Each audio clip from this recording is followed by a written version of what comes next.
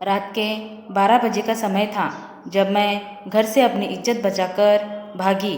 बाहर दूर मुझे एक गाड़ी दिखाई दी तो मैं छुपकर उसी में बैठ गई। मुझे नहीं पता था कि वह गाड़ी वहाँ से कहाँ जाएगी।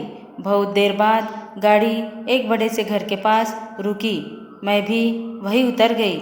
मैं चुपके से उस घर में घुसी और मैंने एक खाली कमरा देखा तो मैं वही कोने में सो गई।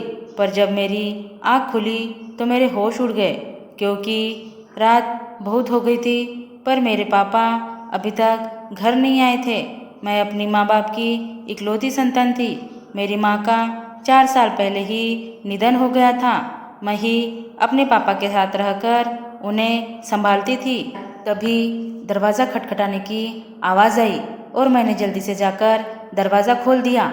मेरे पापा आज फिर पीकर आए थे। मेरे पापा को शराब पीने और जुआ खेलने की गंदी लत लगी हुई थी। मैंने उन्हें सहारा देकर बेड पर बिठाया तो वह मेरी तरफ देखकर कहने लगे, रीना, तुझे पता है तू मेरी सगी बेटी नहीं है। जब तू 2 महीने की थी तो तेरी माँ मेरे साथ भाग आई थी।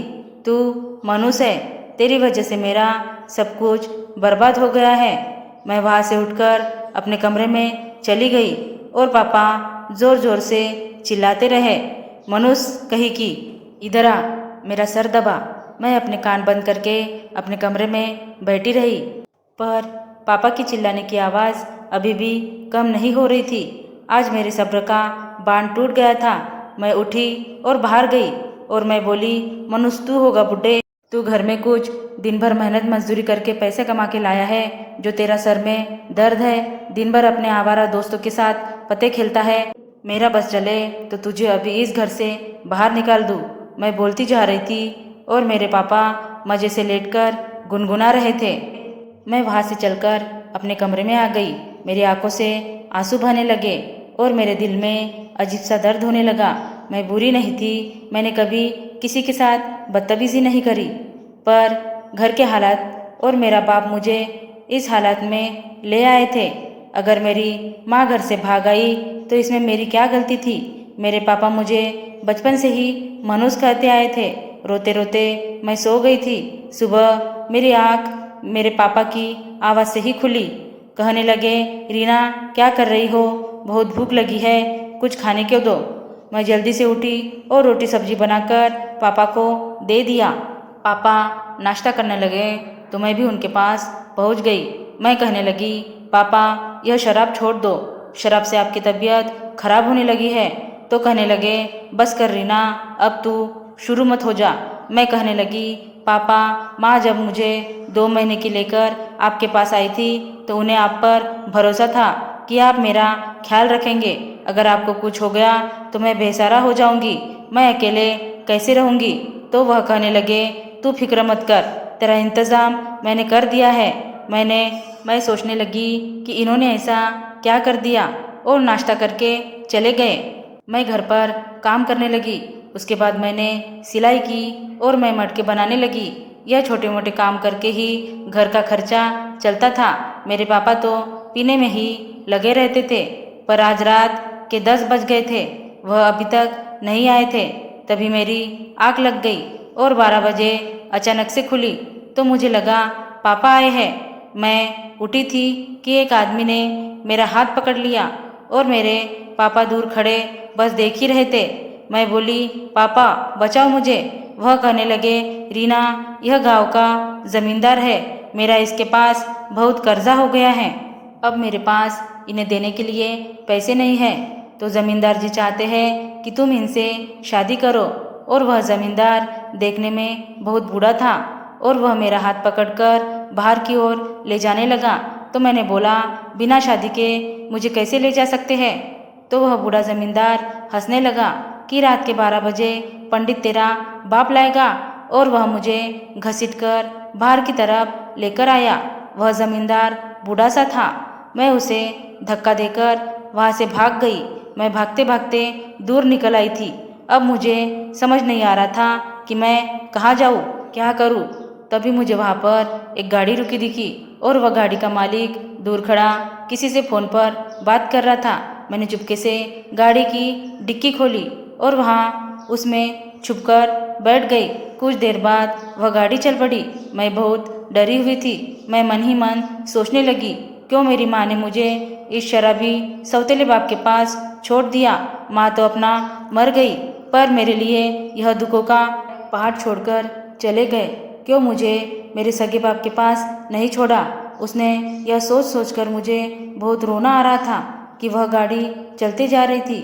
बहुत देर बाद वह गाड़ी एक बड़े घर के पास रुकी और वह आदमी गाड़ी से निकलकर घर के अंदर चला गया। उस आदमी के जाने के बाद कुछ देर बाद मैं चुपके से गाड़ी से बाहर आई और छुप छुप कर उस घर के अंदर चली गई। अंदर जाकर देखा तो घर में एकदम सन्नाटा था, शायद सभी सो रहे होंगे।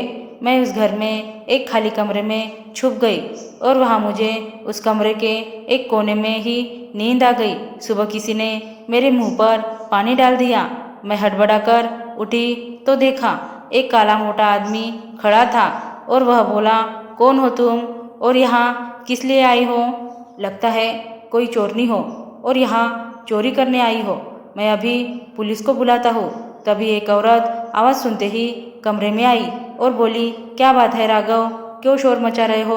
तो वह बोला, माँ देखो कोई चोरनी घुस आई है, मैं अभी पुलिस को फ़ोन करता हूँ। औरत बोली, रुक जा, पहले मैं बात करती हूँ।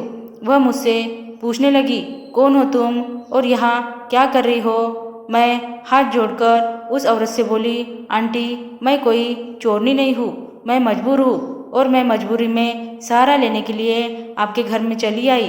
अगर मुझे चोरी ही करनी होती तो मैं रात में ही चोरी करके चली जाती। उस औरत ने अपने बेटे को पुलिस को बुलाने से मना किया और कहने लगी, जा तू अपने जॉब पर जा, इस लड़की को मैं देख लूँगी। वह कहने लगा, माँ मैं आपको अकेले छोड़कर कैसे जा सकता हूँ, अगर आपके साथ कुछ अनहोनी हो गई तो।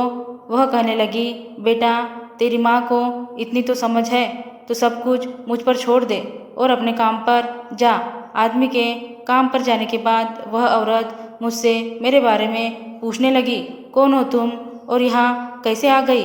तो मैंने अपने साथ होती सारी दुर्घटना उस औरत को बता दी, कैसे मेरे बाप ने मुझे पैसों के लिए किसी और को सौंप दिया जो मुझे बिना शादी के ही अपने साथ रखना चाहता था और मैं वहाँ से भाग आई। यह सब बताते बताते मेरी आंखों से आंसू बहने लगे। वह औरत बोली, रो मत बेटी, आज से तुम मेरी बेटी हो, तुम मुझे माँ कहकर बुला सकती हो। आज से तुम यही मेरी बेटी बनकर रहोगी। अब मुझे इस बात की तसल्ली थी कि मुझे रहने को छत मिल गई। मुझे अपने उस सौतेले पियक्कड़ बाप के पास नहीं जाना पड़ेगा। अब मैं माँ के साथ घर के काम में हाथ बटाती और काम खत्म होने के बाद माँ के साथ ढेर सारी बातें करती। और मुझे उनका बेटा बिल्कुल भी पसंद नहीं था। वह बिल्कुल काला और मोटा था। मैं उससे बात भी नहीं करती थी। कुछ दिनों बाद उनका बेटा बोला, माँ मैं किसी ज़रूरी काम से बाहर जा रहा हूँ, कुछ दिनों बाद ही लौट आऊँगा। उनके बेटे के जाने के बाद एक दिन माँ ने मुझसे पूछा, बेटा मैं अपने बेटे राघव के लिए अच्छी लड़की चाहती थी शादी के लिए, क्या तुम राघव से शादी करोगी। मेरे मन में हजार सवाल उठने लगे। मुझे राघव बिल्कुल भी पसंद नहीं था, पर मैं क्या करती, मुझे सहारा भी चाहिए था। और भले ही उनका बेटा मुझे पसंद नहीं था, पर माँ मेरा बहुत अच्छा ख्याल रखती। मैंने यह सोचा कि माँ के सहारे ही जिंदगी कट जाएगी, तो मैंने हाँ कर दी। धीरे धीरे वक्त बीतने लगा और माँ अपने बेटे को रोज़ फ़ोन करती कि बेटा मैंने तेरे लिए लड़की ढूंढ ली है, अब जल्दी से घर आ जा, मैं तेरी शादी करवा देती हूँ। तो उनका बेटा कहता कि माँ मुझे अभी काम है, मैं अपने काम को पूरा करके ही लौटूंगा। उनकी रोज़ फ़ोन पर ही बातें होती और मुझे भी सुनाई देती। मैं सोचने लगी कि ऐसा क्या ज़रूरी काम है कि इतने दिनों बाद भी पूरा नहीं हुआ है और वह घर भी नहीं आ सकते। कुछ दिनों बाद राघव घर आ गया।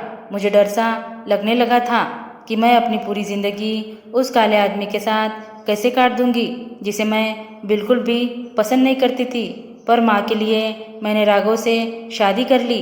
शादी की रात मैं घूंघट ओढ़े अपने कमरे में बैठी थी। डर से मेरी हालत खराब हुई जा रही थी कि कभी मुझे राघव के कमरे में आने की आहट हुई और वह मेरे पास आकर बैठ गया। जैसे ही उसने मेरा घूंघट उठाया, मैंने सामने देखा तो मेरे पैरों तले से ज़मीन खिसक गई। वह तो कोई गोरा चिट्टा हैंडसम सा लड़का बैठा था। मैं बोली, कौन हो तुम और यहाँ क्या कर रहे हो? जल्दी बताओ, नहीं तो मैं शोर करके राघव और माँ को बुला दूंगी। वह बोला, शांत हो जाओ, मैं तुम्हें सब सच बताता हूँ। दरअसल में मैं एक सीबीआई इंस्पेक्टर हूँ और मैंने अपने किसी की जांच के लिए अपना हुलिया बदल रखा था ताकि मैं उस केस की जांच कर सकूं और सच का पता लगा सकूं। मैं ही राघव हूँ। अगर तुम्हें यकीन ना हो तो मैं अपनी माँ को बुलाता हूँ।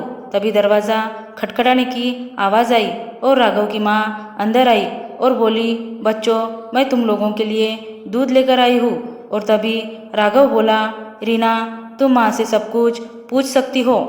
तभी माँ बोली, बहू, यही सच है। राघव सच कह रहा है। उसने अपने काम के लिए अपने वेशभूषा बदल दी थी। राघव को तुम पहले दिन से ही पसंद आ गई थी और उसी के कहने पर मैंने तुम्हारी शादी के लिए तुमसे बात की थी। राघव तुमसे शादी करना चाहता था। वह तुम्हें बहुत पसंद करता है। मेरी खुशी का तो ठिकाना ही नहीं रहा कि मुझे अब इतना प्यार करने वाला ससुराल मिला है। मेरी ज़िंदगी राघव के साथ पाकर हंसी खुशी गुजरने लगी। अब मुझे किसी बात का दुख नहीं था। धन्यवाद दोस्तों। Thanks for watching. Like, share, subscribe.